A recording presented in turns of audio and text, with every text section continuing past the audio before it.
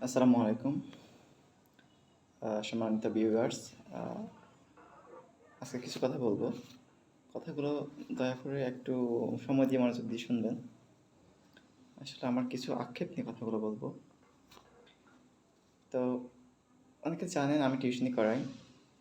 তো আসলে আমি এই পর্যন্ত যত মনে হয় যে আমি 60+ স্টুডেন্ট গাইড করিয়েছি।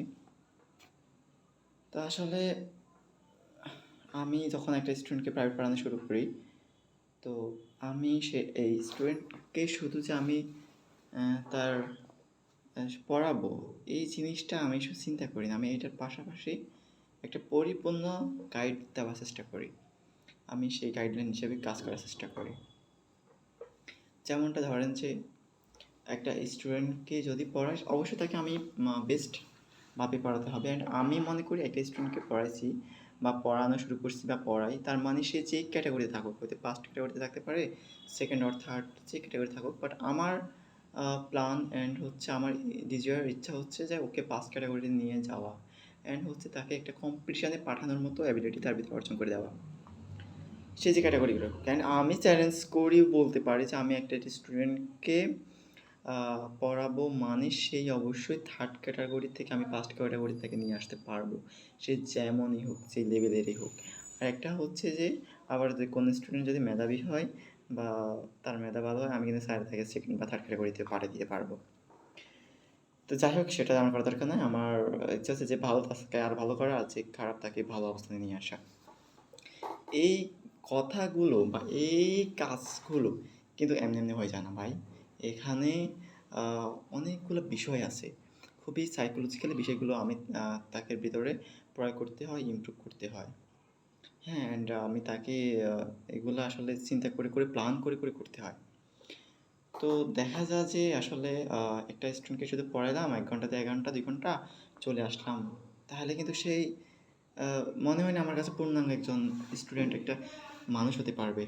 তো আমার যেগুলো হচ্ছে সেগুলো হচ্ছে আমি তাকে ঘুমানোর থেকে ওঠানোর পর থেকে রাতে ঘুমানোর আগে পর্যন্ত প্রত্যেকটা বিষয় তাকে গাইড করার আমি চেষ্টা করি। যেন সেই পড়াশোনায় ভালো করে, তার স্বাস্থ্য ভালো থাকে, মেন্টালি ভালো থাকে। হ্যাঁ, তাকে ফিজিক্যাল হেলথ ভালো থাকে, তার বিনোদনের ব্যবস্থা থাকে। আমি সবগুলো বিষয় তাকে খেয়াল করি। অ্যান্ড আমি মনে করি একজন পারফেক্ট টিচারের এই বিষয়গুলো খেয়াল করা উচিত এবং এই গুণগুলো থাকা উচিত। তো হচ্ছে যাই, দেখা যায় যে আমি ক্লাসে গেলে তাকে কখন ঘুমাবে, কতক্ষণ ঘুমাবে, কখন খাবে, ঠিক আছে? তারপরে হ্যাঁ, তারপর কখন খেলবে, কতক্ষণ খেলবে, এগুলো সবগুলো আমি বলে দিই। এর পাশাপাশি দেখা যাচ্ছে আমি ১ম এ গেলে তাকে একটা স্টুডেন্ট বা একটা যেকোনো অকুপেশনের মানুষকে বিভিন্ন ইনস্ট্রুমেন্ট তার থাকতে হয়। একটা স্টুডেন্টের সেম অনেকগুলা ইনস্ট্রুমেন্ট থাকতে হয়। এগুলো আমি আসলে বলি। তো দেখা যাচ্ছে আসলে খুবই দুঃখের বিষয় যে অল্প কিছু ইনস্ট্রুমেন্টের, যেমন খাতা, কলম, বই, এগুলো তো থাকেই। পাশাপাশি তার এক্সট্রা ২-১ টা বই থাকা উচিত।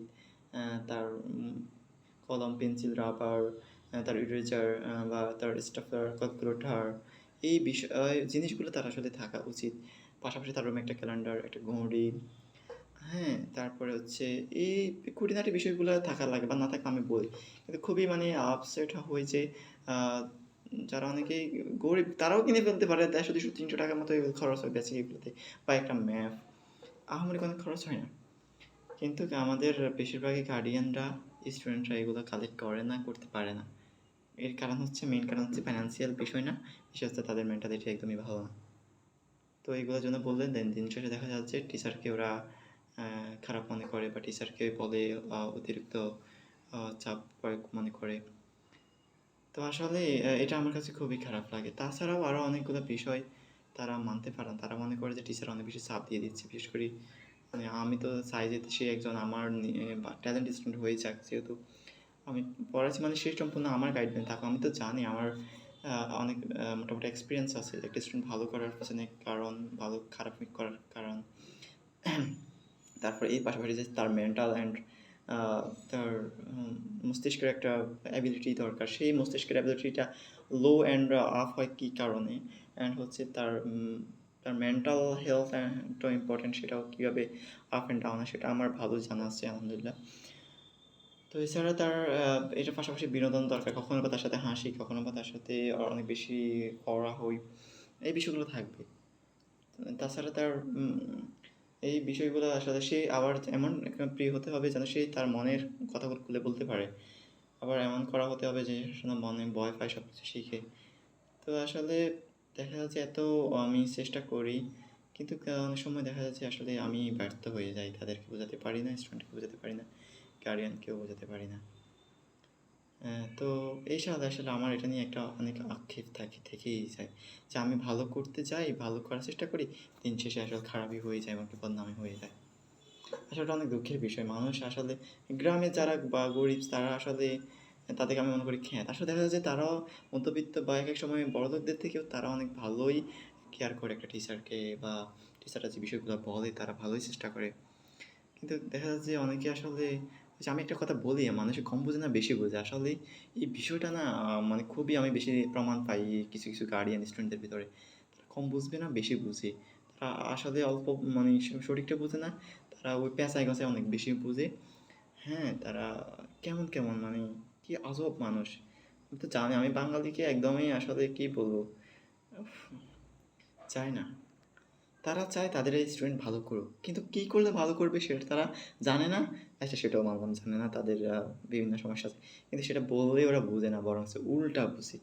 কি আজব মার্কে গার্ডিয়ান আমি, মানে কি যে বলবো এদেরকে নিয়ে।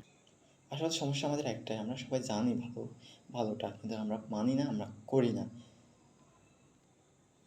সব হচ্ছে যত সব পুয়ার মার্কা মেন্টালিটির মানুষজন এই বাংলাদেশে, এই নোয়াখালীতে, গ্রামে, মানে বেশিরভাগ মানুষই। আর সত্যি এক এক সময় অনেক খারাপ লাগে, এক এক মানুষের এক এক গার্ডিয়ানদের মেন্টালিটি দেখলে, তাদের মানে কূটনীতিকতা দেখলে আসলে ভেরি মানে খারাপ। যাই হোক, ধন্যবাদ। হয়তো আর টিউশন লাইফে বা বেশি দিন নাই। আর যারা গার্ডিয়ান এরা তো পড়ালেখা করেন অশিক্ষিত। এক এক সময় আমি হায়ারদেরকেও দেখছি যারা এক একটা ইনস্টিটিউটেও পরিচালনা করে, তাদেরও মেন্টালিটি অনেকটা পুয়ার। মানে কী বলবো আসলে, বাঙালি মানে ওদের পুয়ার মেন্টালিটি থাকবেই রে। যাই হোক, ধন্যবাদ সবাইকে। আরও অনেক কথাই বাকি রয়ে গেছে। জানি না কেমন আসলে ভুল ত্রুটি আমার হতে পারে, সো সবাই আসলে নেগেটিভলি নেবেন না। তো থ্যাংকস। আল্লাহ হাফিজ, আসসালামু আলাইকুম।